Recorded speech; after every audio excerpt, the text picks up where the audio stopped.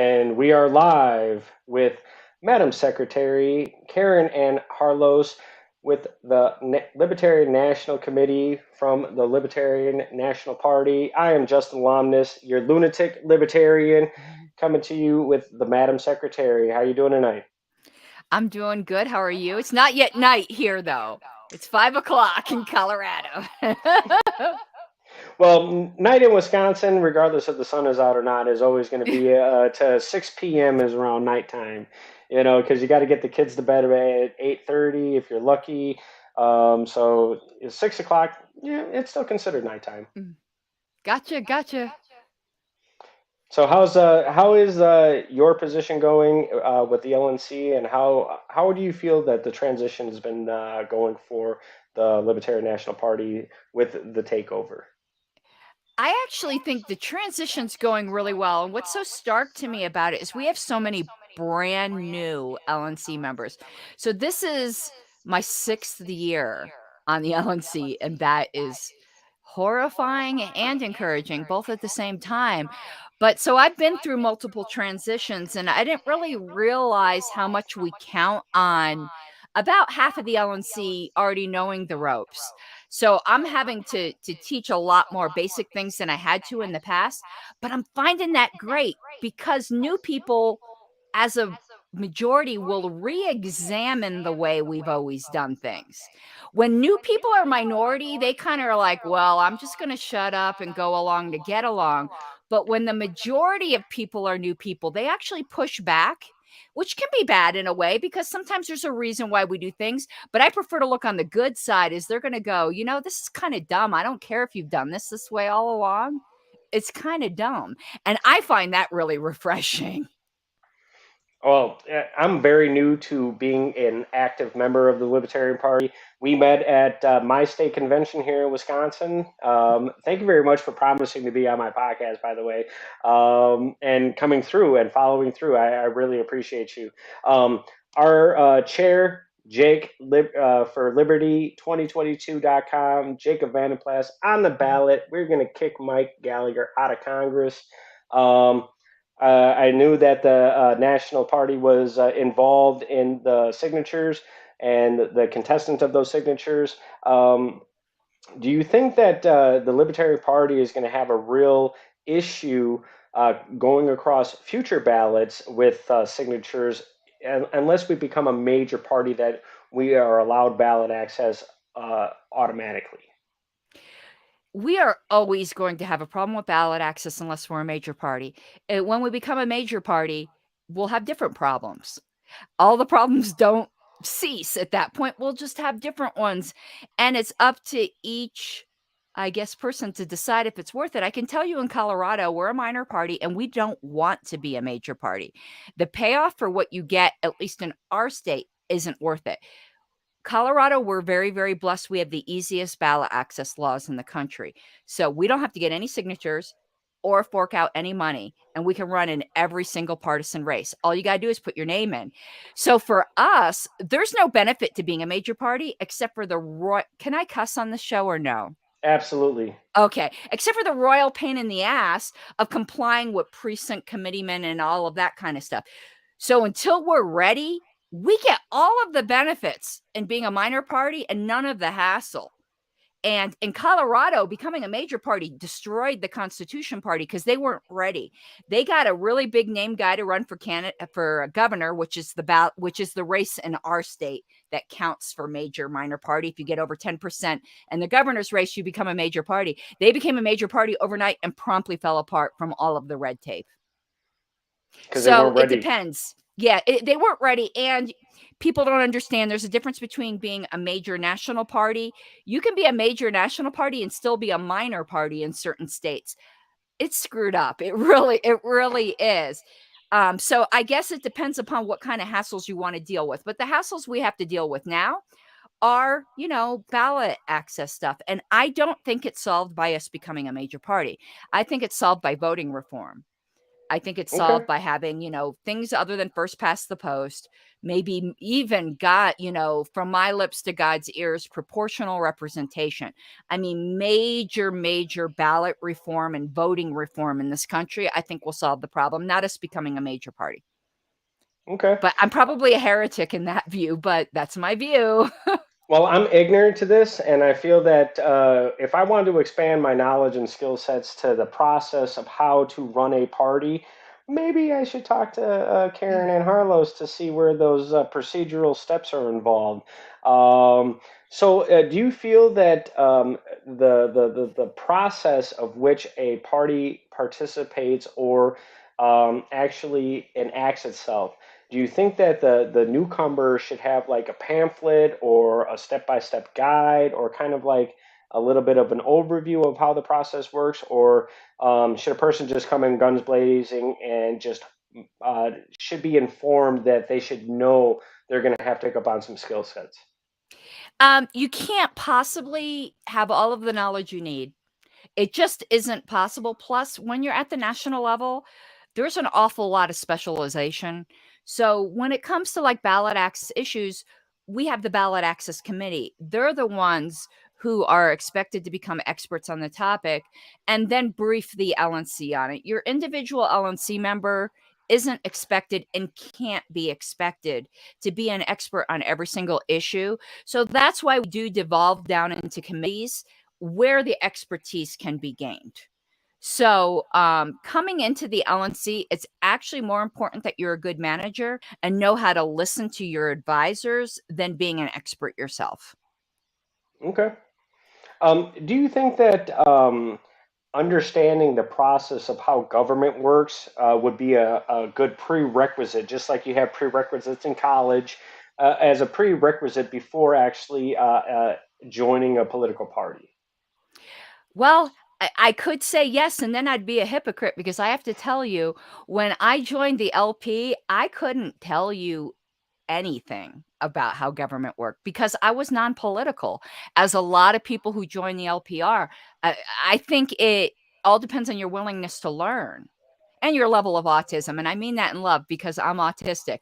So, once an autistic person gets their teeth into something, they're gonna learn it overnight anyway. It's gonna become their special interest, and then game over.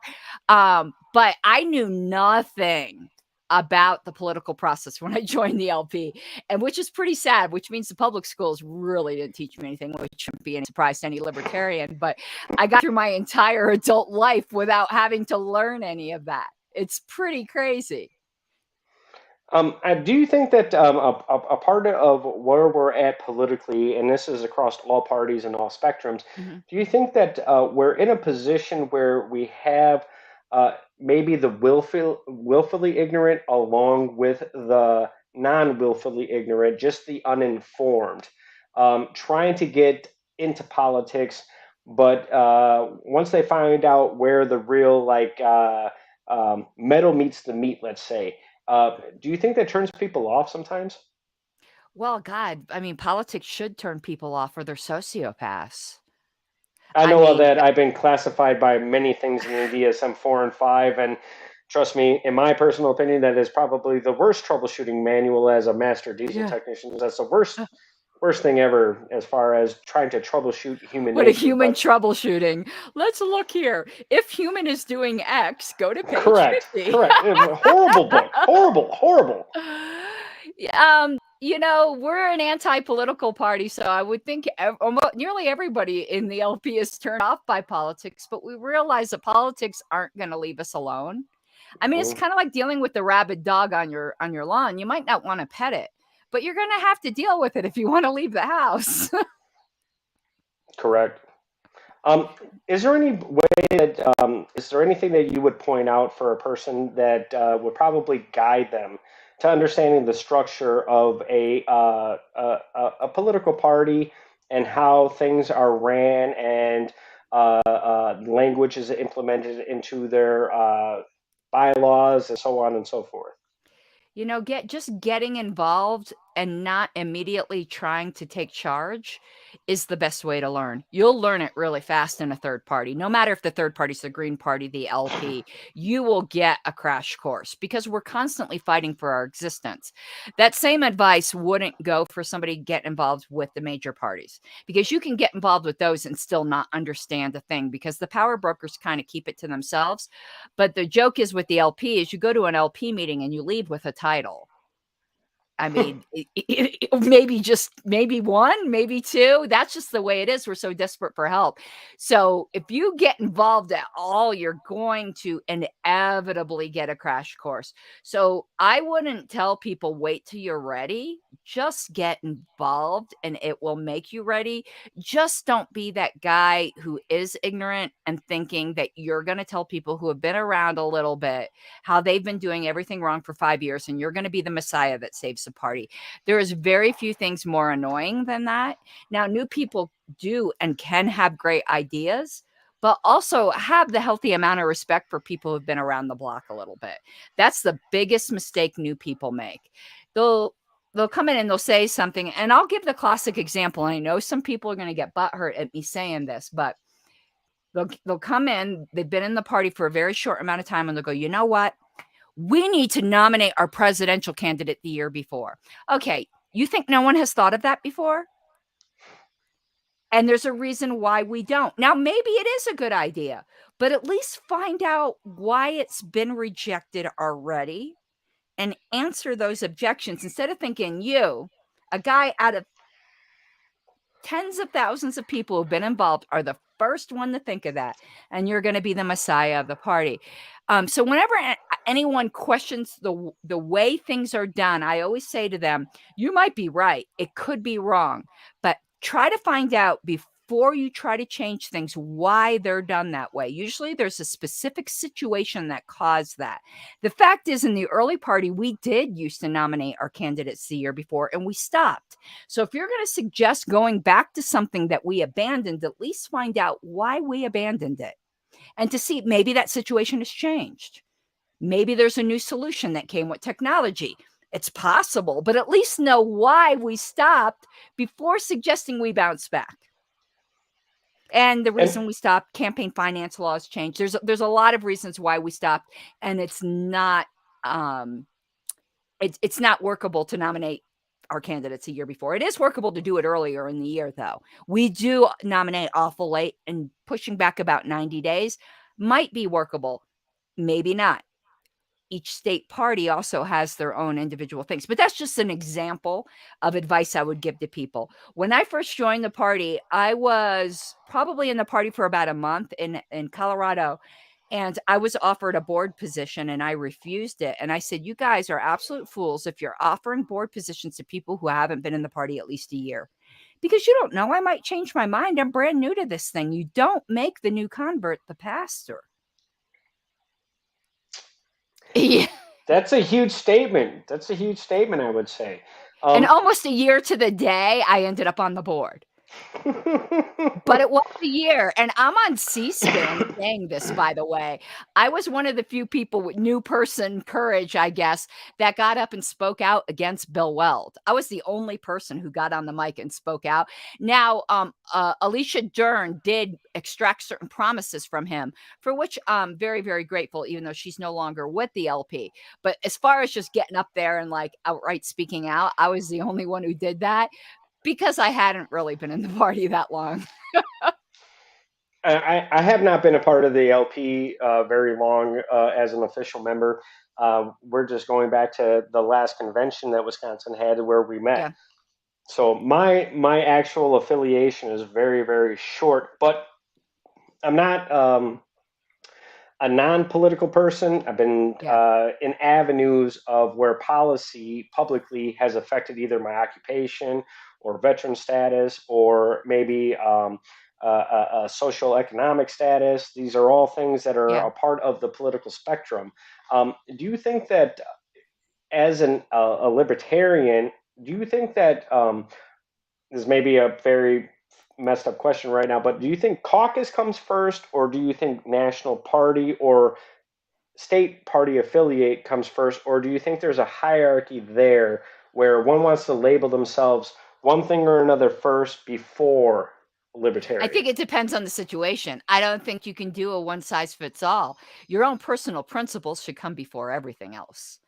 And then you have to examine, is the National Party reflecting your principles? Is perhaps a caucus that is looking to make a change reflect your principles? Perhaps no one reflects your principles and you need to start something on your own. But I don't believe in blind loyalty to anything except your own conscience. That's an excellent fucking answer, by the way. I will give you kudos to that one. That's an excellent answer, because I'm not a one size fits all kind of guy. Yeah. I'm not that individual that says, well, all these policies from one spectrum says that this solves all my problems in life. I think a lot of my problems are just because of the existence of government, and those barricades are I'll something that drink I to need to get that. rid of. And this comes from my own life experience, and that's the only way that I can derive my conclusions. When I get on the libertarian discussion board on Facebook, you'll have some engagements that are kind of far out there. I've always said, come on the podcast if you want to have discourse. Let's have a real discussion. I think that's the most honest way that I can answer those questions, because um, a lot of people like to hide behind anonymity on, and I don't even know if I'm saying that damn word right, Yeah. but the anonymous position on the internet versus being live and in person and talking to an individual. Yeah. No, they definitely do. And when you meet them in person, they're completely different. One thing I'll say is I'm no different in person than I am online. Whether that's a plus or not, I leave it up to the viewer to decide. But yeah, I'm too old to be playing in those games. I'm only 39, and I think I'm too old to be playing in those games. So I'm not asking for your age. That can Yeah. be in the non-disclosure agreement if you want to sign contracts or any of that stuff, which I'm joking. But Yeah. um, it comes to the view of an individual that's stepping into the LP real recently, and Yeah. I believe in the core principles of the LP wholeheartedly. Don't mess with other people. Don't take their things. The non-aggression principle, I think, is something that I talk about in other podcasts. As far as I'm a naturally aggressive person due to my human nature, so I'm constantly trying to fight my own aggression, and I can buy into the non-aggression principle. But when it comes to politics, or what people perceive as aggression, it's always up to the individual that is receiving that aggression on whether it is or it is not. What is your idea on the non-aggression principle as far as a political strategy versus a political party's policy, that we're not trying to be out here to take people's things or their property, or hurt them violently to try and get some political gain? I'm not sure I understand the question. I think I lost it somewhere along the way. Well, let me break it down this way. If a person is aggressive in their political stance, Mhm. is that a violation of the NAP? Or is a Well, you have to person that, define what do you mean by aggression? that's what I mean. It's always going to be interpreted as from the individual what aggression is. Some No, people I think just an think eye I look think is the aggression. word I see, I think the word, though, is just inherently vague. I don't think it's a matter of interpretation. I think using the word aggression is the wrong way. I prefer the term like, initiation of physical force, which makes it very clear what we mean by aggression. Because aggression could just mean, I'm a very domineering in conversation, so I'm speaking to you aggressively, and that's a perfectly legitimate use of the term aggression. Aggression is just a very vague term in and of itself before it even reaches the individual, just as an English term. So, if you're not advocating the initiation of force, then in a libertarian context, you're not aggressive. And see, this is where the language gets a little bit hairy sometimes, and the definition of words. And in a time when words are changing their definitions by the millisecond, I think it's kind of hard when you're trying to grow the party, Well, when you something I want to initiate tell you people. though, find anywhere in the libertarian documents, anywhere that we talk about the non aggression principle. We don't. We talk about the non initiation of force principle. NAP is a popular term that's used by libertarians, but it's nowhere used in our governing like documents. If you find in the platform, it says the principle of the non-initiation force should govern the relationships between people, groups, governments, and so on.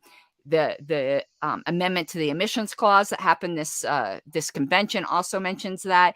So while NAP just sounds really like zippy rather than NIFT or whatever, that is not actually our position. Our position is the non-initiation of force, which I think is a lot clearer than non-aggression. Well, and a clarification of meanings of things, I think from a standpoint of policy, it should always be black and white. This is Yeah. what it means, this is where it is, and this is where our stance is. And thank you for clarifying that, because I've had a lot of engagements with individuals that want to bring up the NAP. And my counter argument is that I'm a naturally aggressive person. So, what does NAP really mean? And if it's Yeah, a it's not physical, not, initiate physical force or fraud. and that means a lot different than somebody talking to me if they're just talking about aggression. Like you said, Right. it's in a very broad word. Because nowadays eye contact can be interpreted as aggression under Right. law. And this is where it gets very hairy now, because we become so specific. My general thought, and tell me if you agree or not, is that if we were to get back to a human being public policy versus this very specific to this gender, this race, this Hmm. category, this group, do you think that human interactions in this country would be probably be less aggressive because there is no specifics to the public policy? Yeah, I do. I believe in getting back to fundamental humanism, and I say that as a Christian. I'm a Christian humanist. And the funny thing is, in the Enlightenment, there were a lot of Christian humanists. It's only today that you kind of attribute secularism to humanism. But yeah, no, this dividing of people into groups and subgroups is not healthy. It's not healthy whatsoever, and I don't find it particularly libertarian either. So I kind of almost now, and the funny thing is, it comes with the pink hair. I think it's a conspiracy by Manic Panic, who's the hair dye manufacturer, that I'm probably more woke than most Mises Caucus people you will find. It comes with the pink hair. It just happens. It seeps in through the pores. However, I would consider that my personal, like, daily philosophy, not my political philosophy. And politics, humans are humans. It doesn't matter, what you identify as. Are you a human? Okay, then you're treated the same as any other human. And it's almost like my religious belief as well, because I believe all humans are created in the image of God. Whether I like them or not is irrelevant. Yeah, and I'm a Yeah. Norse pagan, so as far Okay. as religious beliefs, I am on a complete. I believe in skill sets, knowledge, Hmm. progression of your youth to enhance the next generation. I think the whole purpose is to transcend information from one generation to the next. And then whether you die a bloody death and then are able to go to heaven from something that was written thousands of years ago, or you go to hell, which is just another afterlife for non-warriors. You've been separated in those two categories, and Hmm. you either go to hell or you go to Valhalla. So I, as a veteran, I would say that I will probably go to Valhalla before I go to hell. Um, there's no detriment in either outcome, though, regardless Hmm. of your personal Well, may beliefs. you Or meet some beautiful Valkyries. That's all I can say. thank you very much. I appreciate that. I hope it would. I would hope that it would be in defense of liberty and freedom if I were to actually meet that outcome. Now, Mhm, for other warriors that are veterans and have gone out for an ideological aspect that we are brought up in this country to go to another country and do things that are not constitutional or not for the better of the human being, and then to come back and have being met by this, well, you volunteered for it, so anything you got out of it, this is what you deserve. Do you think that any kind of person that has the ideology in the Constitution or the upbringing in the United States that you have the freedom to be who you want, do you think that's been perversed a little bit over the past 25 years?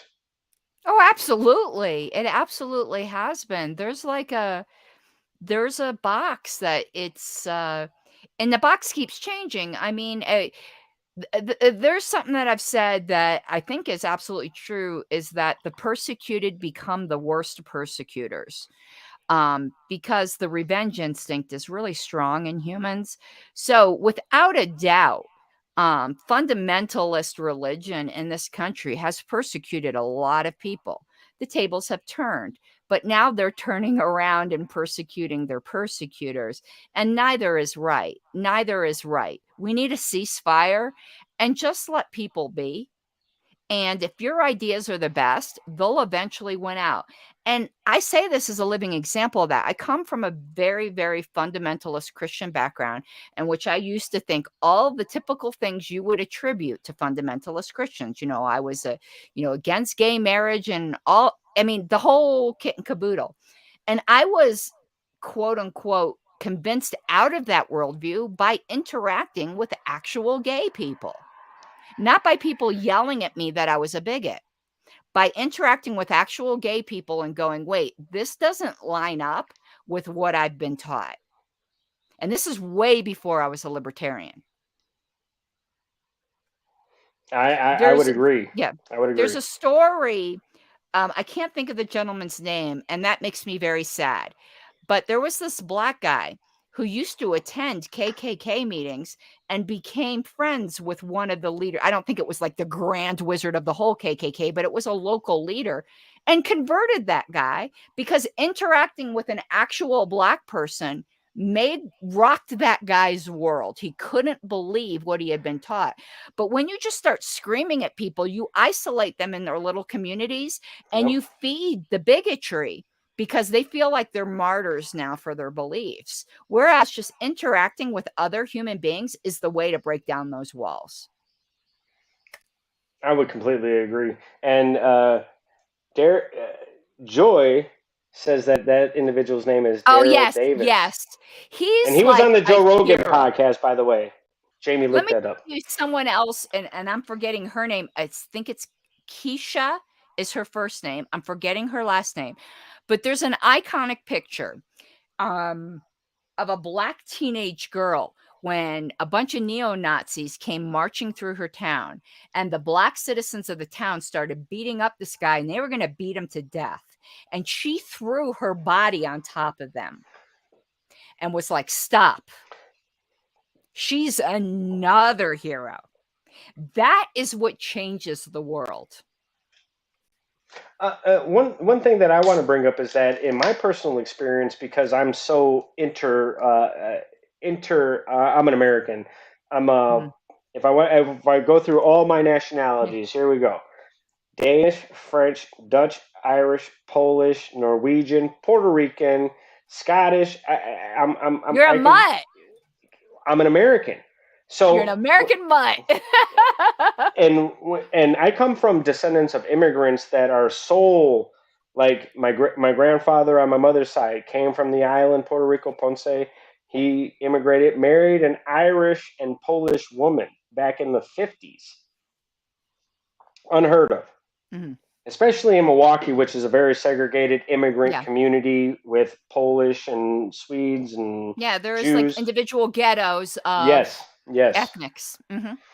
And we are from the north, so all that propaganda that the north is where you want to live because it wasn't the spot. Trust me, it's Yeah. still not the spot, especially since they call it mini Chicago. It has one of the highest murder rates per capita as far as individuals living in that area. More people kill people in that area than California or any other place in the country.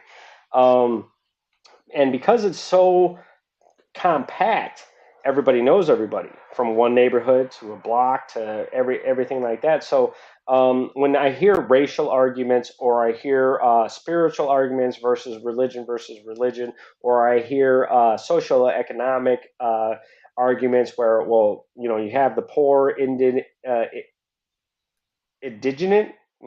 Am I Indigent? indigent? The Yeah. poor that just are, they have nothing, all the way up to the luxurious individuals that have more money than they can count. The thing is that when you can actually live, my mother cleaned $1 million homes. So I interacted with millionaires from a very young age. I actually, she cleaned the home of an individual that designed a golf course with Arnold Palmer here in Wisconsin.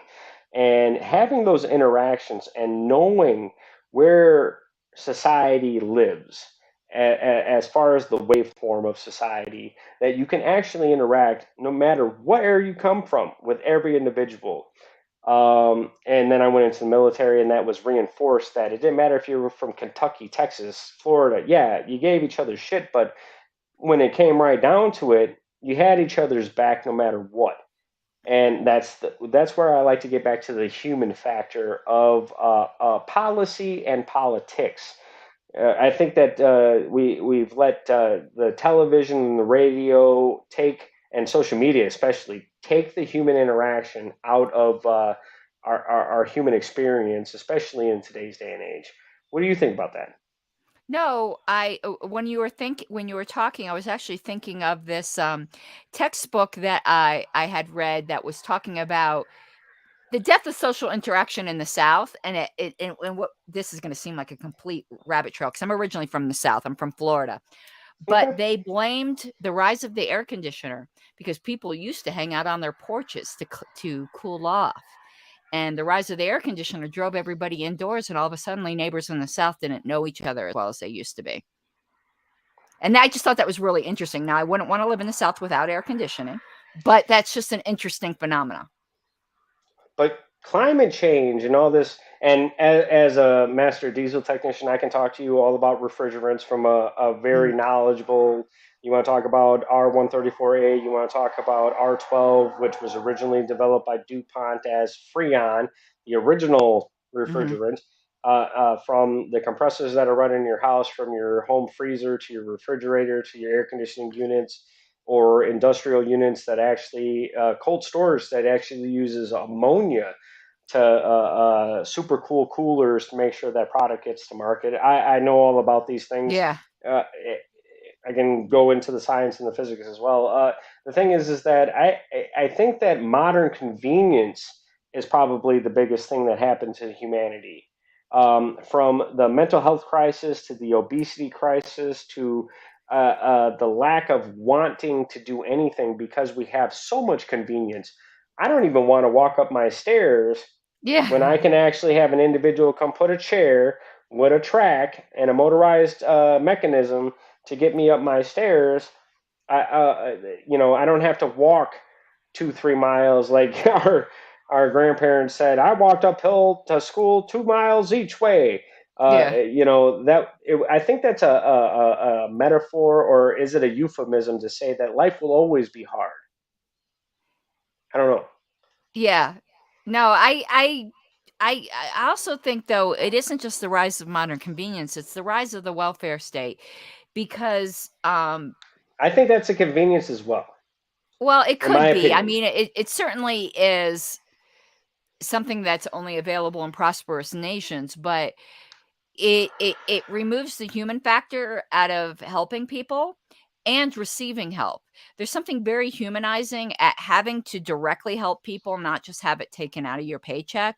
And there's also something very humanizing about receiving help. There's an exchange of humanity that happens there that government has robbed us of.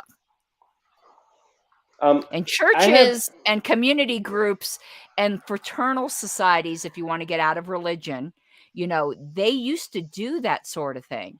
And they're not really allowed to anymore. A lot of people don't know that before, like the rise of big insurance with medical cares, these fraternal societies, like the Moose Lodge and the Elks, they would have a lodge doctor that all of the members of the fraternal society would have the use of, and medical care was affordable then, but there was a yeah. community aspect to it where you didn't go and abuse it because you knew it was raising costs on people that you knew and whose faces you had to see. So everything was kept into check. But now with the faceless government, it's run amok, and it's really, really robbed us of our humanity. And community is no longer interacting anymore. And when you look at the progression of time, and you said the air conditioner put people inside, so they had a modern convenience of Yep. comfort. And then you have the modern convenience of a mass food supply. And we can go back from maybe 1949 to 1950, where the food supply was stabilized in the country and then went move forward. We had a lot of death from industry products and stuff like that, but that's a different subject. I'm just saying, as far as Yeah. the American food supply, there was increased from World War II onward to make sure everybody was fed. Um, Again, the to relinquish one's responsibility to themselves to modern convenience is something that I think that I had to reflect back on when I spent months in the VA and self reflection and all this other stuff.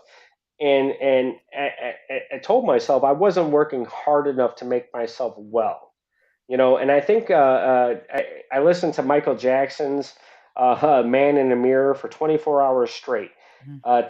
to tell myself that I always need to look in the mirror first, as far as when I didn't have my modern want versus my modern need, and to make sure that those two definitions did not conflate each other. Do you think, from a living aspect in the country, that we're going to go into upwards of maybe 20% inflation as far as our money? It means absolutely nothing. To where people are going to hunker down and have to go back to those skill sets in order to make sure that they survive without having to take from thy neighbor or hurt thy neighbor or any of that other stuff? Um, think I lost the question again somewhere in there. Where do you think humans are, as far as their economic stature, their skill set stature, and then their ability to decipher between want and need? Well, I think when you're forced into that situation, it just happens. I mean, humans are very, very resilient, and we've lived instinctually and, evolutionarily outside of this era of modern convenience for far longer than we have. So I think we will revert. I do um, and I think epigenetics provides a little bit of scientific support for this, but I do believe in like some kind of ancestral genetic memory that if we ended up having to be a little bit more hard scrabble, that we would adapt pretty fast. I actually don't think there's going to be mass like I don't know, mass death. I don't know, maybe the people in the inner cities have never really lived in an inner city, but I think we will adapt. I mean, I, humans I I think we communal, have mass very death in the inner yeah, city, period. But already. Yeah. I can't really speak much to inner city life. I've never really lived in a big city, but I've lived in suburbs. I've never really lived in the country, and I think people will start to adapt, and yeah, the communities will come together. They'll have to. But we are, by nature, social creatures. I think that with the competition and the broadness of the individual to create their own brand, to be the individual, has put people into a thought where, well, they don't rely on other individuals, but yet again, we have modern convenience where they don't understand that their food comes from a farm and then has to Right. go through a process in order to get on a truck, and then it has to go through a process from that truck to a facility, to a cannery, and so on and so forth. But we have shows that, like The Deadliest Catch. You don't know where your crab meat comes from. Yeah. Watch these people as they may be thrown overboard, and then it becomes entertainment. One of the things I talk about mainly is, do you think people are more enthralled with their entertainment, but not their knowledge skill of what they can actually apply in their everyday life? I really don't know. Because 'cause I've always been, like, the type of person who's really in pursuit of knowledge, so I don't wanna project, like, my opinions on other people's internal lives because I just don't know. I would say that I guess from a broad spectrum, as far as like where we're at in America, it may be not as a proper or maybe even popular kind of decision. But do you think that we have an abundance of convenience, or do we have an abundance of skill sets in this country throughout your human interaction in this timeline? I can't. I that I have to plead ignorance. Like you're asking questions and things I haven't really pondered. Like, Okay. yeah, it's just not something I've given a great deal of thought to. So I don't want to say something stupid. No, that's fine. That's fine. Yeah, yeah, And this is not a gotcha moment. It's just a yeah, question. yeah. Yeah, no, I really don't know. I mean, I appreciate my modern conveniences for sure, but I don't think I could differentiate between those two. And for myself as a diesel mechanic, I see what I have to do every day to maintain vehicles, Yeah, and then there's a complaint of the cost. And I'm not the person that purchased that vehicle, but I'm just the messenger of what's wrong with it. And then yeah. don't blame the messenger, but the mechanic always gets blamed for what's wrong with the vehicle, no matter who owns it. I'll tell you that. um, I guess that's what I'm. The projection of blame of one's circumstances, is it on the individual's choice, or is it on the geopolitical spectrum that public policy placed them there? And this is I one think it's thing that I public don't understand. policy. I think it's public policy because here's what I always go back to when people are like, I are your views solely your own, or is it because of the culture and the environment in which you were raised?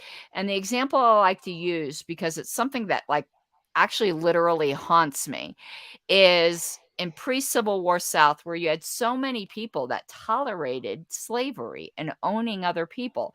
So I like to put myself in that position and go, if I lived back then, would I have thought any differently? And I know all of us today would like to think we would have. But statistically, most of us wouldn't have. Most of us would have been just fine with it. Yeah, there were a few outliers that were more morally progressed or whatever you want to call it. But the vast majority of us, if we lived back then, wouldn't have said or done a thing. That's just the fact of it. So, a lot of the situations we see today, I kind of view the same way, that when something just is the way it is, it's what you were grown up with. When you're raised, you get an imprint just like any other animal, and it becomes normative for the rest of your life, and it becomes very difficult to question those sorts of things. So I think it's more the geopolitical culture that people were raised in rather than a conscious choice. Yeah, and I think that life experience plays into that. I was a diehard Democrat growing up in Milwaukee, thinking that the world was against me. My mother couldn't pay for my eyeglasses, which didn't allow for me to do this. So, and then we see the domino effect of this happened, this happened, this happened, this happened. I think that when we have a spectrum of information that we receive, and like I said, my mother would clean $1 million homes, and I've had interactions with those individuals as well. And I saw an individual ask the maid if he could borrow $100 so that he could go do something, and the maid's like, "I don't have that money." Well, my dad will give it to you if you just have the cash now. Uh, And I think now at in the age that I'm now, I probably wanted to buy drugs or whatever it was. yeah, But it's like, okay, well, I seen that from the weeks that I had to eat just hot dogs and buns every single day because that was the only food source that was provided at the time. And I think that maybe we can get around that a little bit, because it just depends on how much you're willing to interpret the information versus the blockades of, and this is just me talking here as far as what I saw. Once I stopped hating people for what I didn't have, and found out how they could achieve their what, and then I found, before I tried committing suicide, I found out that none of this shit was important, because Money's not important. Mm. Houses aren't important. None of that shit's important. Material things are not important to me. What is important is make sure that my children have the knowledge and skill sets to be able to be thriving human individuals. They're not going to rely on other individuals for their skills or any kind of substance that gives them their next step or their next breath. And this goes into medicine and stuff like that, so that you can be a person that wants to absorb as much information like a sponge, no matter what the source is from, and then let yourself decipher what information you want to discard. Do you think that public policy has transcended into training people that you have to believe one way or Oh another? yeah, And this goes on absolutely. to Biden's statement, well, if you don't understand the difference between me and Trump, you ain't black. That Yeah. kind of shit. Well, I mean, statecraft is indoctrination. That's exactly what it is. I mean, that's one reason I hate the state. I mean, it really is just producing like human factories. It's just an indoctrination machine. I've talked to some Moors that say that your birth certificate is no other than a bond to say that this is a person that would produce human labor until a certain age. And then we have the statistics of where, depending on the label, title, or category of that Mm. individual, whether they're this category, that category, you may survive to this age. This is the potential of that individual's worth in dollars. Do you think that has credibility? Well, it certainly does in law. I mean, when you sue in a civil court, that's those sorts of tables are what is calculated in order to determine the value of your damages. What do you think when people bring these subjects up, as far as winning an argument? Do you think it has a lot of relevance, or do you think it just depends on how much you want to depend on the state and the rules and the regulations? Because we have to, as a party, you have to you do the rules and regulations. So where does that put us when we don't want anarchy or minarchy or any of Mm. those categories or and stuff like that? Um, I mean, you where know does I'm a that hardcore anarchist. I assume you know that. Most people do. yeah, so I'm a minarchist because I think that Okay, there how long have needs you been in the party? not long. How When long? did we meet? When was the party? November? When was it? April? Oh, no, it was later than that. Your convention was this year. Yeah, It was May. No, not May. March. it was I May. think you're May. okay. May. It was May. Oh, so you've only been in the party a couple months? Yeah, but I've been All right. doing this podcast for longer than that, and Yeah, but be, okay. It's not 6 months, but it took me 10. And there's one thing that the LP is excellent at. There's one thing we excel at, and that is taking a small government constitutionalist and turning them into an anarchist in very, very short order. 10 months for me. 10 months. I think I'm a, see, and I hate labels, titles, and categories. That's why I love just be labeled a human being, because I don't want to be labeled an anarchist or a minarchist. I think I understand the ability of government to do things for people as far as their security. Now, I, as an anarchist, would say all my security are in my skill sets. I don't have to rely on anybody. I I'm wouldn't good say doing that whatever at I need to all. do. But then again, I'm a hardcore deontologist, so I think it all depends upon the grounding, the philosophical grounding of who you're talking to. So I'm not a consequentialist at all. I don't care if the consequences are good, if the methodology you have to use to get the good consequences is rotten. So the question for me is there the initiation of force? If there's the initiation of force, I don't care what kind of good result you get out of it. It's the fruit of the poisonous tree. And mm, when we were talking earlier about Yeah. aggression, non-aggression principle, what is the interpretation? And somebody can initiate force according to just the street game now Mhm. by wearing a color. You're That's not initiating for force. that's not force.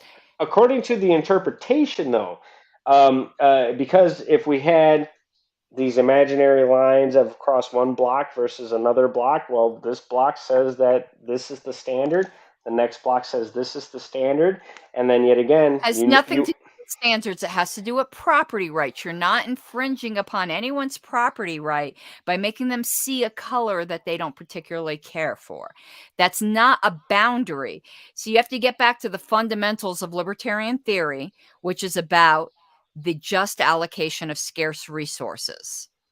And that's how you define aggression. Property rights is just the flip side of you can't define aggression until you define property rights, because they each depend upon each other. They're interconnected. So if you can't define a property right that's been violated, there's no aggression. There might be well, hurt feelings. there's the stake your claim attitude for some, and maybe I'm misinterpreting this, but Yeah, as far as gang structure says that this is my property, no matter what the government says, I have claimed this territory as my own, but have and they that's what I'm speaking justly? about. Well, What? do they have the best first claim to the property? If they don't, then they haven't justly claimed the property. Well, they're backing it up by force, and they're backing it up That doesn't by mean it's just. and this is the hairy situation that like there's interpretations of what things are, like there's a spectrum of everything, and I'm glad that because the rule of law says that nobody can do in Wisconsin, nobody can do upper atmospheric weather experimentation without a permit. Well, I see planes in the sky doing all kinds of Mhm. stuff and putting stuff in the atmosphere, and they're not on the FAA watch list as far as real time radar. And yeah, what are they doing? Do they have a permit? Well, according to the state government office, no one has ever applied for a permit since 1974. So, am I and this is what I'm talking about. Do they have a claim to the upper atmosphere just because they're government? Do I have a claim as a citizen just to the this region just because I say I'm a part of some affiliation? And these are all discussions that humans will always. Yeah. I think that that discussion's been going on for thousands and thousands of years of who claims what at what time, because a lot of people say that, well, reparations for Native Americans is in order just because they were here first. Well, who claims ownership after a certain transition? Who does this after a certain time period? What is normalized after this? And just like COVID was normalized, I don't think that's something that was something that should have been normalized, because infectious disease will always affect human beings. Yeah, And you're a biological being, and unless you've been proven to be dangerous, you can't be. There's something that we put in the Colorado platform that's a corollary to the presumption of innocence, which we all understand, and that's the presumption of health. You have to be proven to be a biological danger, not presumed to be one. You don't have to prove you're healthy. Somebody has to prove you're not healthy. It's a direct corollary to the presumption of innocence. Now, if somebody knows that they're sick and contagious, then yes, you then, because that is an actual known aggression. It's the same reason why people who are known to be subject to seizures can't be driving, because they know. But the fact is, each of us are walking time bombs. Any of us can be driving a car tomorrow and have a heart attack by the fact that we're a human being with a fallible heart. But if you don't know or have reason to know that's going to happen tomorrow, you can't be restricted from driving just because one day it is absolutely a fact that one day your heart will not be beating. But unless you correct. know it's going to be tomorrow, or there's a good chance because you've had all these heart incidents before, you can't restrict your rights upon a woulda, coulda, shoulda. I think that's a great argument to have, is that who is to predict what? I mean, the Right. weatherman can't even predict the future as far as the weather, and he has every instrumentation known to man, and he still collects a paycheck. Trust me, if a mechanic does not put a drain plug back in your oil pan after changing your oil, that person will not be employed anymore. Yet again, the this goes into the semantics of hierarchy of whose importance is more than another. And I'm like I said, these are just my thoughts. This is Yeah. nothing that is supposed to be like a gotcha moment or any kind of shit like that. It's just a conversation of like, where do you think that humans are with this hierarchy plan that's been instilled in us ever since we've been children? Of, there's a hierarchy back in, this time period to the next time period to the next time period. If you're a king, you're on top of the food chain. If you are a peasant or a serf, then you're at the bottom of the chain. And the same thing goes from ownership of slaves versus slaves and stuff like that. It's where is the and there are many example of those that were not compliant with those situations, and community dictated that maybe there should be enforcement one way or another. And you brought that up, is that we inherently roll with the times, as you say, Yeah, is we roll with do. the Most times. people do. Yeah, most people do. And I was talking to an individual earlier about this idea that I had in my head of relaxed brain syndrome, that people just don't want to think anymore because it seems like life has become overly complicated, and I shouldn't know everything that I should know. It seems like being complacent with that idea has put Americans in general at a disadvantage, and the United States Department of Education may be to blame. I don't know. I was a product of public schools, and then I went to a charter school. Went from a person that was failing a grade into a person that was graduated at a very young age. Mhm. I turned 17, and then 3 months later, I was out of high school. The experiences of the individual, I think, is what dictates the thought process. And the more experience you have, the more that you can understand fallacies and some kind of information that's being presented, because it just does not apply. It's already been processed through the brain. Oh, yep, that doesn't apply. That doesn't apply. Like social economic platforms. Oh, you're poor, I'm rich. Yeah, that doesn't apply. You're educated. You're not. I met a lot of academics that probably can not explain how a simple toaster works as far as a physics exam, but yeah, I could take that out of my brain. Where does where do we go from here? I think from a political standpoint and from a policy standpoint, from the human interaction spectrum is so wide that the Libertarian Party can answer from the left to the right, but where is the agreement going to balance itself out in the middle? I, I'm sorry if I'm not grokking like everything you're laying down, because sometimes you get to such a broad that I I'm know not sure I where you're ramble a going. lot. I ramble a lot. I'm sorry. I'm sorry. I ramble. But I think I know where you were going. And I'm going to say something that a lot of people aren't going to agree with, but it's not a position that I've come to lightly. Um, I think our country is too big and too diverse to stay together. I think secession is absolutely inevitable and not undesirable. Um, People with similar values and wants and needs um, are going to coalesce. And I don't think that's a bad thing, because I think it's a way that everyone can get what they want. I don't believe in this great compromise, because the great compromise is like the Solomon's baby example in the Bible, and all you end up with is everybody's equally miserable and you have a dead baby. I do think there's politically a way for everyone to get what they want. People who want this maximum freedom voluntarily can be in an area where they have that, and people who voluntarily want rulers. I don't think you can force freedom on somebody, and I do think you can voluntarily give up your rights. So people who voluntarily want to be ruled should be allowed to do that and have their space to do that. And the people who don't want to be ruled shouldn't be forced to be. So I do think that it's just a complete utopia to think that a country of our size can stay together with such divergent views. So I don't believe liberty as something that should be imposed upon other people if they want to be ruled. But conversely, I don't want them to impose their rulers upon me.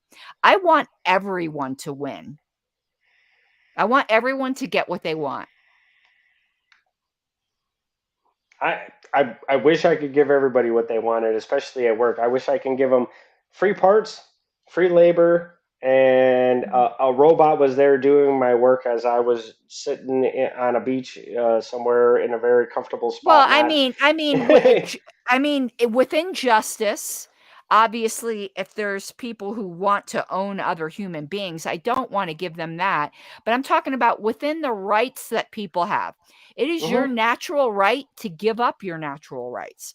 So Correct. if you, excuse me, one of my nails fell off and it like cut me. Not good. Because I have fake nails. But if somebody wants to live under a monarchy, they want to give up their rights to a king, I think they should be allowed to do that. But they can't force other people just because they happen to, as I sometimes sarcastically say, pop out of a vagina at a certain latitude and longitude, shouldn't have to be forced into that situation. Now, how That's this will correct. work out in real time, I really don't know. I don't have the answers to everything, but philosophically, I want everyone to be free to be as ruled or not ruled as they want to be, as long as they're not violating the rights of other people. And you have the right to assembly, the right to your religion, the right to the freedom of press, all your Bill of Rights. Everything is laid out for you from 200 plus years ago. I think we've become overly specific into whose rights are overly dominant to another person's rights as far as public Hmm. policy. Currently, the hierarchy is ridiculous, in my personal opinion. I think that most of the time, my message probably doesn't come across as I wanted to because the words that I speak are probably not the greatest. I never said I was a great scholar. I'm an ignorant individual, according to academia. So, and I'm perfectly fine with that.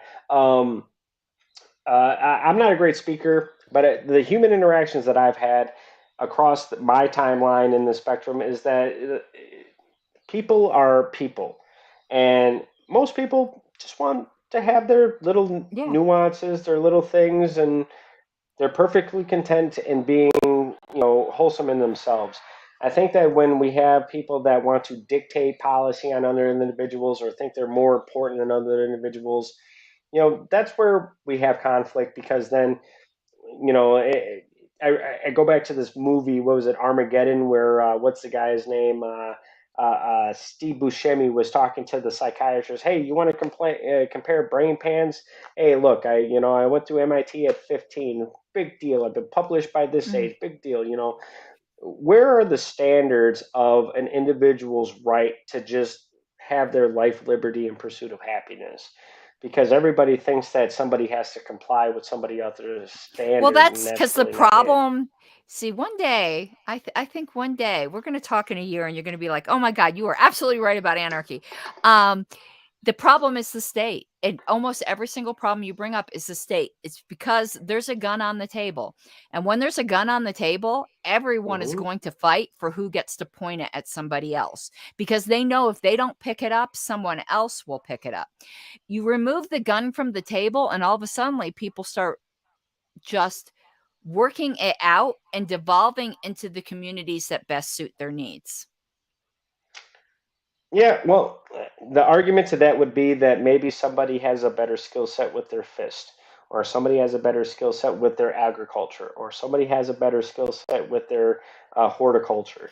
The thing is that somebody's going to want somebody else's resource in that avenue, Then you're gonna and have to find a I'm just playing. yeah, no, I'm I devil's get it, advocate. and that's been the human story, but I do think okay, I'm not a huge fan of democracy, but I do think democracy is superior to what came before it.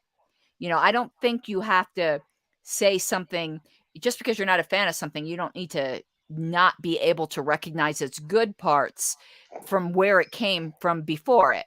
Yes. Um, you know, uh but I do think we're on the cusp of the next phase of human interaction evolution. As you even said before, we used to be on a very strict. I mean, we went from feudalism, up through now democracy. Obviously, democracy is way better than feudalism, but I think Correct. what's coming next is going to be way better than democracy. And unfortunately, it kind of takes a black swan event to turn human moral evolution. I mean, how did feudalism die? It died because of the Black Plague.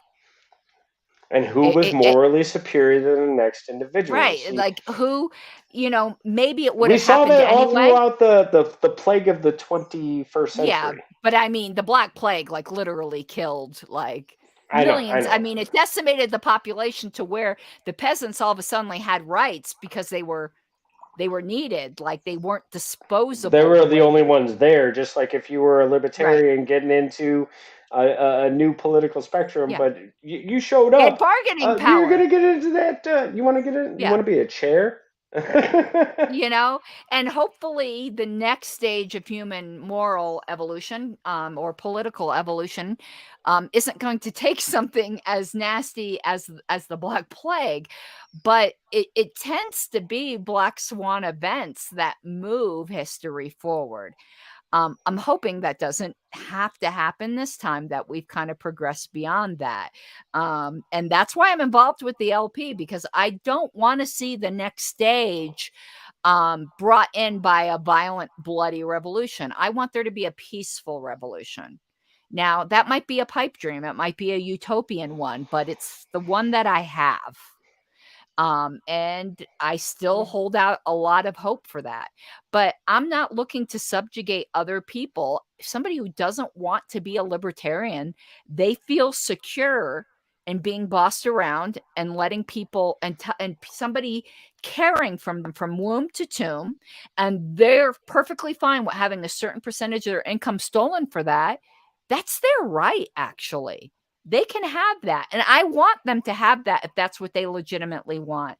But I don't want the people who don't want that.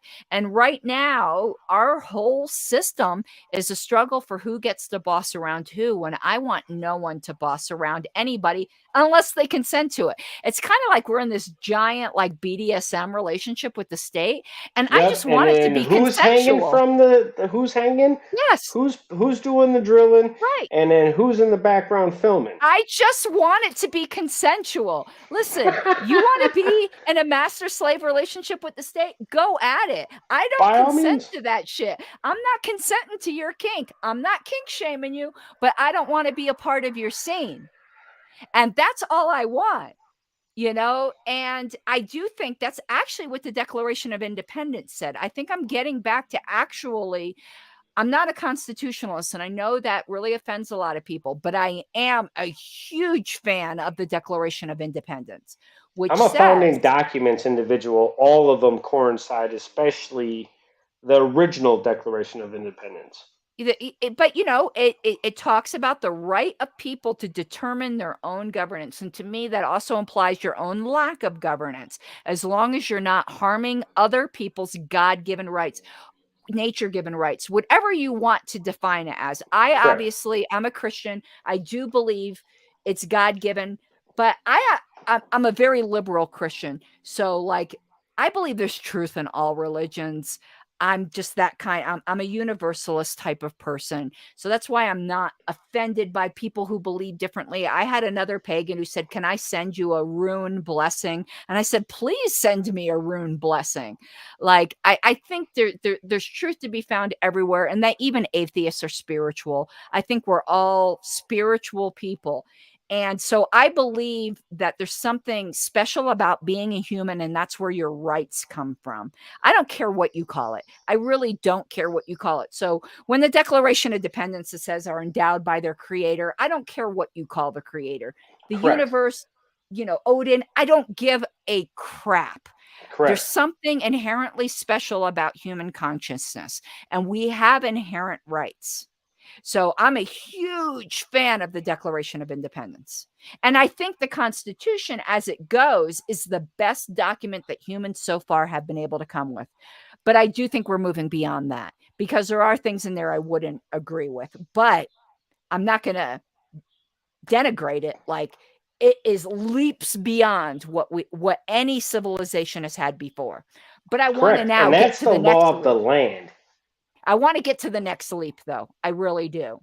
And I think actually the Declaration of Independence had it, and that the Constitution was their best attempt to encapsulate that liberty feeling.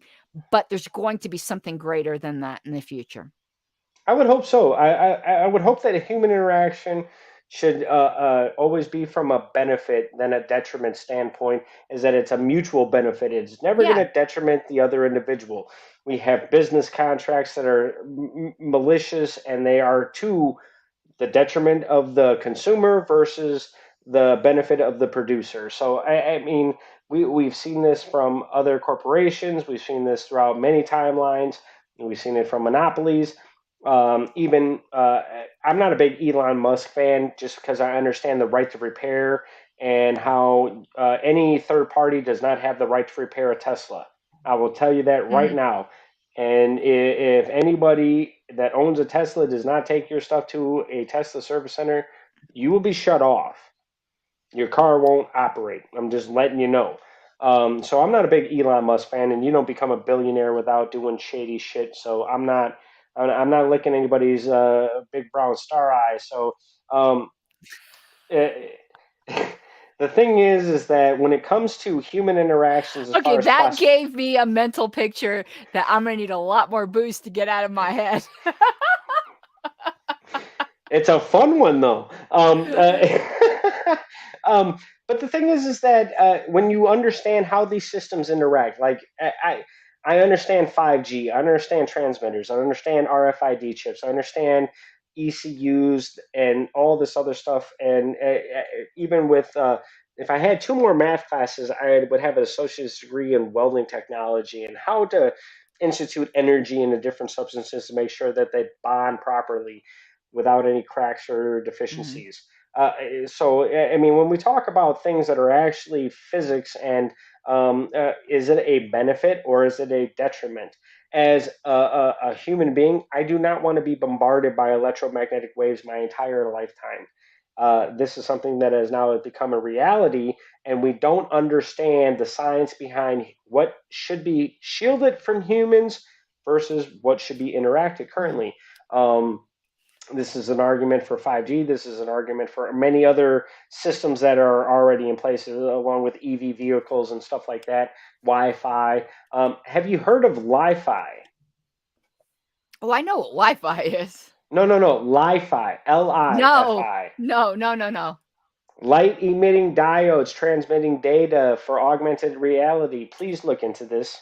Yeah, I've never heard Please. of it. Li Fi. It's the Look first into time it. I've heard that term. You could tell by the way I was like, "What?" Yeah, no. Yeah. Is it what And here's my look at question. Is it going to make the frickin' frogs gay? I think it's going to make uh, I've gotta an make my Alex Jones augmented jokes. a chip for human convenience to be another thing for convenience. Just like companies have said, oh, RFID chips. You can buy your chips. You can get in through doors. Yada yada yada. This is something that happened in Wisconsin, and that's the only reason I bring it up. Mhm. Where does the plausibility just end and then the reality start, as far as and we see the conditioning through movies, media, all this other stuff, that this is what is going to be normalized, just like the virus was normalized and the conditions of the virus were normalized. So are you Whoa. opposed to transhumanism? I would say I'm more of a naturalist because I've never had any of my children immunized.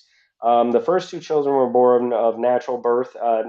No Pitocin, no epidural, no human interventions. That's easy for you to say when you're not pushing out a watermelon out of your vagina. Well, that's the way the gods intended it, and for the first two children, it happened. Now, my wife is suffering from side effects from the removal surgically of Yeah. the third child. So these are things that happen. I'm glad I've never for the. had children, but I'll tell you, if I did, I'd want that epidural because I ain't pushing out a watermelon out that orifice. Just telling you. Well, the want versus the need. These are things No, that that's a need, dude. That's a need. I don't think so. I think that if you were to watch the Ricky Ladies, Lake ladies, documentary on the ladies. business of being born, that's what Okay. changed my mind, because it was a Well, business. I'm going to claim vagina privilege here. That's all I'm going to say. That's fine. I'm a man. I just Yeah, you can determine tell the me you don't outcome want to of the be sex. yeah. That's You all my genetics say, yeah. is that I determine the outcome of the sex. That's it. Yeah. And you can say you don't want to be circumcised, and that's totally up to you. But I could also say no watermelon is coming out the hoo-ha. That's all I'm going to say. I didn't have a choice, and I know, and you the should doctors have. dictated what happened. Yeah, but that's Um, not right. yeah, and that's normalcy. And like I said, my children don't have any of that. They're not, the Yeah. two sons I have are not circumcised. They can make their choices as they want to in life. If they want to be Mhm. immunized at a later age, perfect. My son was 2 months premature, caught a undisclosed viral load during the first wave of COVID from September into March. So he caught probably the original, and then it was transcended throughout the household and all that fun jazz. But the thing is that the pediatrician in the NICU said that, if he would have been immunized, yeah, he probably wouldn't be here, because he would have been too busy occupying himself with other viral loads that are artificially introduced. But I'm a conspiracy theorist. I'm a nut job. Yeah. I'm a lunatic. I tell all medical interventions, You have wanna know fun. what? And that's your right. I'm not a Exactly. conspiracy theorist. Funny enough, for being an anarchist, I'm not a conspiracy theorist. I'm actually a huge fan of vaccines. I didn't get the COVID vaccine because it didn't convince me, but I've been vaccinated against everything else. But, that's freedom, isn't it? Hmm. I didn't have the freedom. I have the freedom in Wisconsin. There are other states that mandate all No, you pharmaceutical you vaccines no, must be no. implemented. Oh, Nope, sure there that are. that should be a freedom issue. There's multiple Me states that normally are dictated. I know. Me normally, I have to tell you quite honestly, me normally, when I hear there's a new vaccine, at least that's been through like normal trials, my first response is take my money because I am a believer in vaccines, but I did not take the COVID vaccine. I'm still not. I've lost job opportunities because of that. There was a job interview I just had last week that I think I pretty much had in the bag until I told them I refused to get vaccinated. But I'm not doing it. I think the COVID vaccine's a huge scam.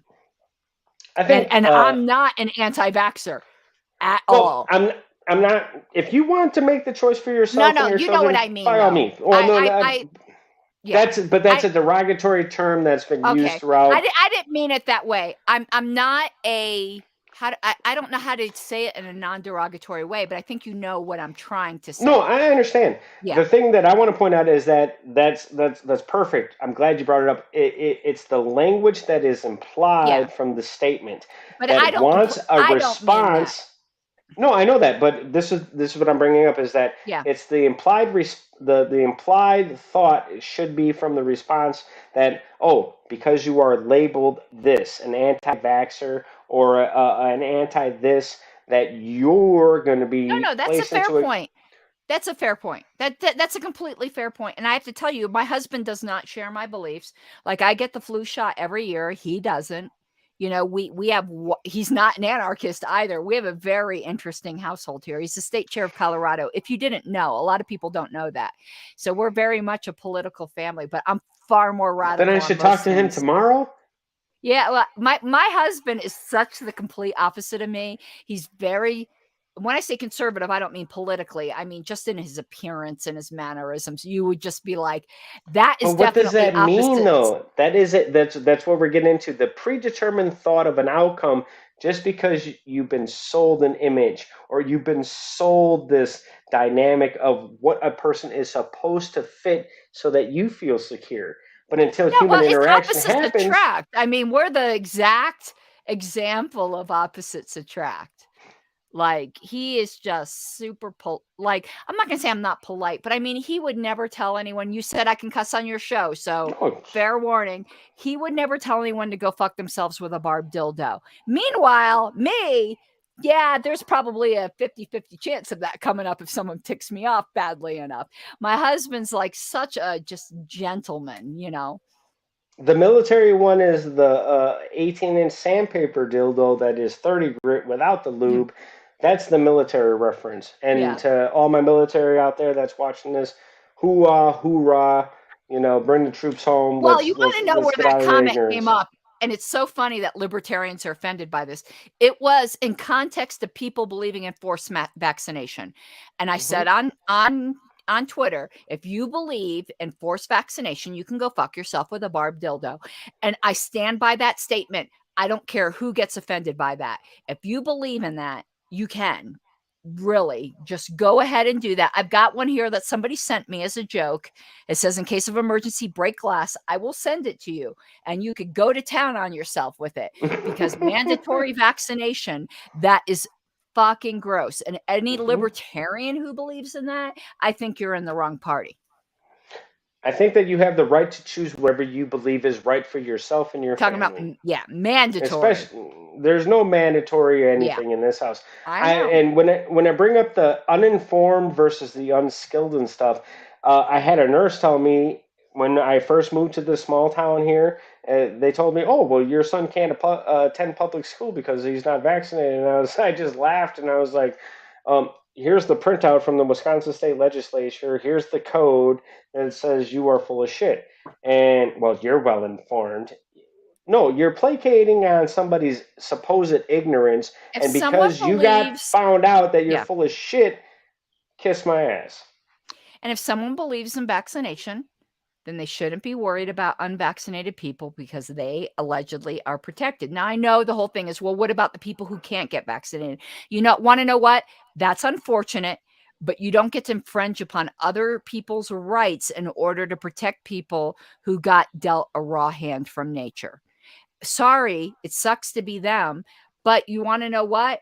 I've got a bad back. There are things I can't do in life because I have a bad back. I don't then demand everyone else get a baseball bat to the back to make them equal to me. I would never Life tell sucks anybody to fall sometimes. out of a second story window when they were 3 year olds. The Yeah, first trauma I felt, and then having to relearn how to walk right. again. And Exactly. You know, life is not always fair and you have to deal with the hand you dealt with. And I understand that there are some people, for whatever reason, might want to be vaccinated and can't. Well, you got to take responsibility for yourself. That's just the way it is. That's well, life. Grow up, suck it up, buttercup, and deal with it. And compassionate people will do what they can to assist you. And the people who aren't compassionate are sociopaths. And I know you don't agree with the DSM. That's fine. You know, I mean that more colloquially. They're bad people. yeah, There's it's a definitely, and term that's associated yeah, with your point. That's fine. That's where I yeah, take the yeah. I language. don't mean it in a medical sense. The fact is there are bad people in this world. I think they're in the extreme minority, and it's good that they expose themselves for who they are so you can avoid them. And I will say that anybody, don't wait until it's too late. Always pick yourself up before it's too late and somebody tells you something's already been detrimental in your life. Don't wait. Just stop listening to other people and their opinions. Do you. Be an Yep. individual. That's what I always thought that the slogan, the not the official slogan of the LP, but the unofficial slogan of the LP should be, "You do you, boo boo." That should be the unofficial slogan. We can be the party of principle, which I think we're getting back to being. The last term, I kept saying we were the party of principle. But I think we are actually getting back to being the party of principle. But you do you, boo boo. You know, Hmm. you identify as X. I don't care. I Yeah. don't care. You do you, boo boo. Consequence of choice is your that Yeah, whatever knock happens. yourself out. You wanna know what? If I like you and I want your friendship and I want to interact with you, I will respect whatever identification you have. I Correct. will. I will use your pronouns. I will do because I like you. but don't use the force of government to make me do that. You will instantly have somebody pushing back with my attitude towards life. Is that, oh, you're trying to say that that's what I have to do? Okay, why? How about I just push it back in your face and say, go fuck yourself, because that's just my natural Yeah. aggressive tendency is to just, oh, you're You know, telling me to do this. Oh, well, the movement knows it's in trouble in a sense. When I talk about the movement, I'm talking about more progressive people. When someone like me is pushing back, because I'm like one of the most pathologically tolerant people you will ever meet. I really don't care if someone wants to, and I'm using this somewhat facetiously, but not really, because there are people that do this. And I'm not denigrating trans people with this, because I absolutely believe in the legitimacy that there is a certain small percentage of the population that something happened in their brain where they have a misidentification with their body. And that's that's unfortunate. And fine. I've had really good friends who are trans. That's But like fine. I'm the type of person who will be even like, you think you're a cat? If I like you, I'll I'll indulge you. I don't care. What does it cost me if you think you're a cat? If I don't have to clean your litter box, I'm cool with it. I don't care. I really don't care. And I know the big joke is I identify as an attack helicopter. You want to know what? If there's somebody I liked that identified themselves as an attack helicopter, I would respect their helicopter self. I don't give a shit. It's where do you derive your security versus where Right. do you derive your detriment. And I'm not going to But don't change where I force derive my me. security from. Don't force me. That is the big thing. I am like one of again, I am like so super tolerant. Um, I'm not one of those people who think that the nuclear family is the end all and be all of civilization. I don't. I know enough about history to know that's not the case. And I actually know enough about Christianity to know that's not the case. The patriarchs of the Bible were all polygamists. Not polygamous, they were polygynous, meaning they had multiple wives. And that was a stable society back then. Would I want to be one of a multiple wife? No, but I'm not going to judge somebody else who thinks that. And I actually see the practical benefits in that. Sharing housework, sharing child rearing. There are some definite practical benefits to that. I'm too jealous of a person to share my husband, but if someone else could do that, I don't give a shit. Go ahead. I had a good friend here in Colorado who had two husbands. Not something I would want to do, but go on with your bad self, girlfriend, if you can handle that. I had brought that up during an argument for breastfeeding. I said most tribes breastfed because it came from all the women. It was whoever had the child was going to feed the child. It didn't matter because it was a source of nourishment, not only for the children, but in dire needs for the men. The Well, importance of right. this knowledge set is has been manipulated. Oh, well, we have formula shortages. Do you know that there are women out here producing breast milk in an abundance that they can't even feed their children with it, but they can't give it away because regulations of the federal government. It's I understand if you want to have full discretion, uh, but are you willing to be a part of the experiment? Uh, do you want to just live your life by a natural being, or do you want to be a part of the experiment? And that is a choice. I think that there's always going to be a solution to an issue within the community. I don't think that problems can't be solved without the community. I think that in the community, it can be solved with those individuals, regardless if it's Yeah. 10 to 2,000. You can handle those issues. Okay, you're going to be an anarchist one day. I'm just predicting it. Maybe it's my wishful thinking, but you've already got the foundation there. We don't need the state. We need the community. We need the human connection. Trust me, I probably am a true anarchist because, like I said, I'm not relying on the skills of any other individual, from farming to relying on repairing my vehicles to my house, running a square or Yeah. roofing or laying a road. When I was in the military, I was in the Seabees. I was part of the engineering corps of the Navy, and probably a more stringent group because it's so small. we got in there, we got stuff done, and that was the end of the story. It was you had to, well, if somebody went off the rails or if somebody was lost, you had to take over that position. You have to be multiple skilled to make sure. It's the same thing in tribalism, it's the same thing in most social constructs that you have to be multiple diverse as an individual in order to be a true asset to your community. Yeah, and I don't think you can be fully human without community. I don't think so There's a either. Yeah, and I know some libertarians disagree with me, and that's fine. Live your lonely lives.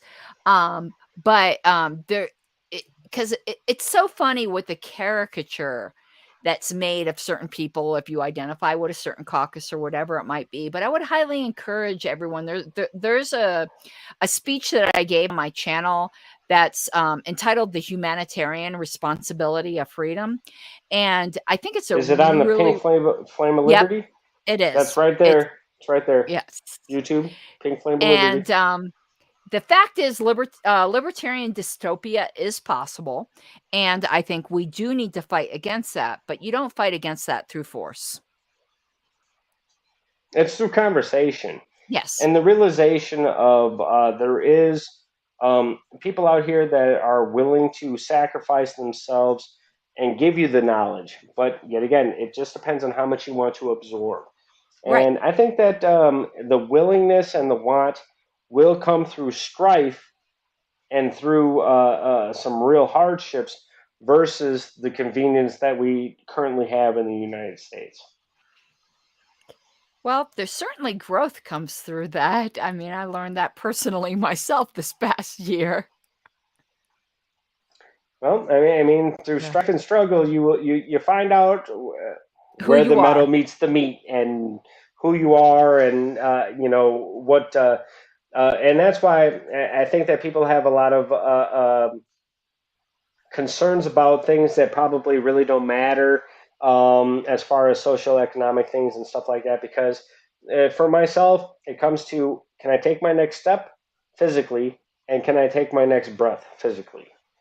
That's what it comes down to in Mhm. every moment of my life. Because maybe in an instant, it could be a car wreck, it could be me having a catastrophic equipment failure, and I was crushed under a truck, or you Oh my know, God, it's getting dark. It's getting dark. well, it could be whatever. The Right. first time I ever had a pistol pointed at me and the trigger pulled, I was 7 years old and attempted carjacking. So I can go into numerous events that could have taken my life, but where do we progress from there? You know what I mean? It didn't happen. We move on from it, so we move forward.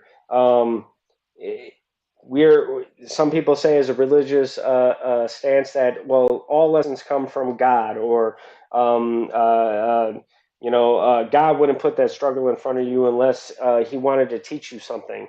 You know what I mean? There's stuff out there like that, and maybe I'm misquoting the Christian aspect of it, but um, the wisdom through failure is what Odin talks about. It's wisdom through failure, through trying. You'll always gain the wisdom of what to do and what not to do, because you're still going out there regardless of that failure to still succeed.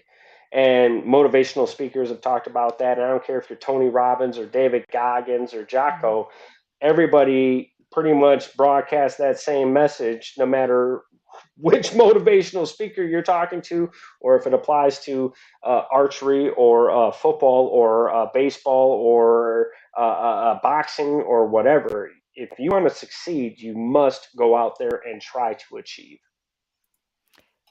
No, I absolutely agree with you. Well, should we? We're going on an hour and a half. Yeah. I projected this at an hour. I think I've gone on some rant here. I wasn't trying to get you in any gotcha moments. I think that you Oh no, answered I the never felt questions that that I way. asked. Not at all. That I mean, I'm trying to have a discourse as a new libertarian of the hearsay that I see on multiple social Yeah. platforms, and what is the truth and what is not the truth. You know, I'm a libertarian. I am not going to affiliate, because I can go with the Veterans Caucus or the Mhm. Radical Caucus or the Mises Caucus. I can go with any caucus. But I'm a libertarian for the state of Wisconsin. And Jake, Liberty 2022, had a lot of help from National to get on the ballot, did the damn thing, and we're out here to kick Mike off the out of Congress here in Wisconsin in the 8th congressional district.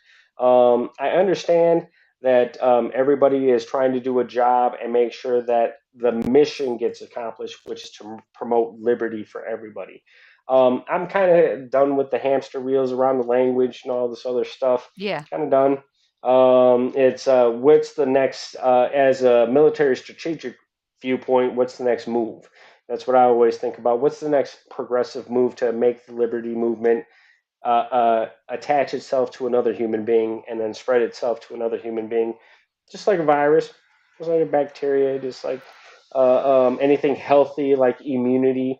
You're going to attach yourself to everybody and say that this idea is a good thing, and then you're going to promote it to the next and the next and the next.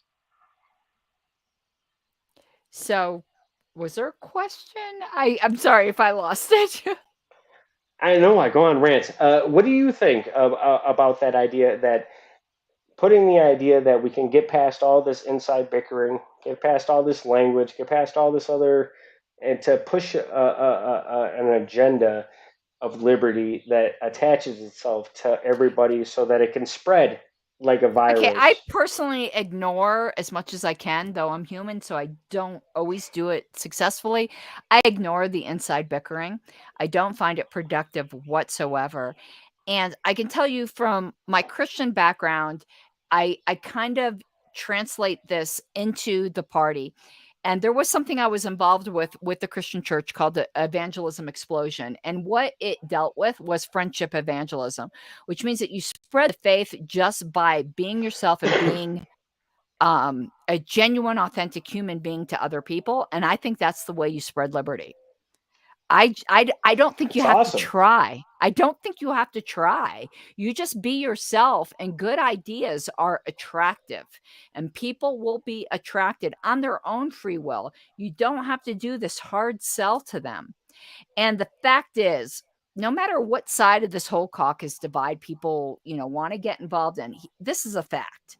Most quote unquote self-identified libertarians are not in the Libertarian Party. They thought the Libertarian Party was a joke. We need to fix that. Before we start actively going after, not saying they're not welcome, but before we start making our target disaffected Republicans and Democrats, why don't we try targeting libertarians who actually already believe what we do? That's like the low hanging fruit.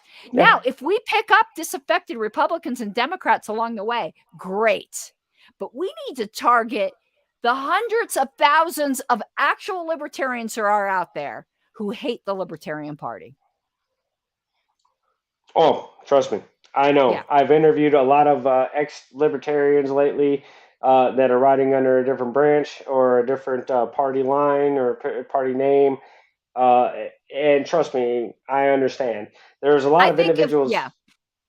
And I actually don't think we need to do very much active targeting. I think we just need to be authentically libertarian, and we will draw the people to whom that resonates with. I Mhm. don't think we need to do a sales pitch. I do think that when I ask people the question, how do you end the drug war? What is your plan strategically? How do you do this strategically? How do you do this strategically? Should be thought about when we have people that have that question. If they don't have that question, fine. But if they do have that question, to have that step-by-step analysis in the back burner, if it doesn't exist, maybe that should be in development because I've asked that question multiple times. I have my own interpretations on that. I have to end the live stream because my bladder's screaming. I have to get down 3 stories to hit the head. Maybe I make it, maybe I don't, but maybe I'm just a lunatic. Hey, you can hit Caryn and Harlos at thelp.org, or you can hit her at her personal YouTube channel, Pink Flame of Liberty. I appreciate you coming on my broadcast, the Lunatic Libertarian, and plus, I'm a little loony upstairs. Maybe I think we all are. We're all a I'm little firing on all lonely. 8, or I'm firing on all 12, or I'm firing on 2. Who knows? Just depends on the day and the situation. So I'm the Lunatic Libertarian, Caryn and Harlos. Thank you very much, Madam Secretary of the LNC. I wish to have this conversation again when I'm a little bit more educated, Yeah. a little bit wiser through my failures, and then you can tell me a little bit more about the progression of where we're going to go here. So Yes. thank you very much, ma'am. I appreciate you. Hit her up, Pink Flame of Liberty, LP.org, Madam Secretary, Caryn and Harlos. I am the Lunatic Libertarian, and we are out. Peace and love.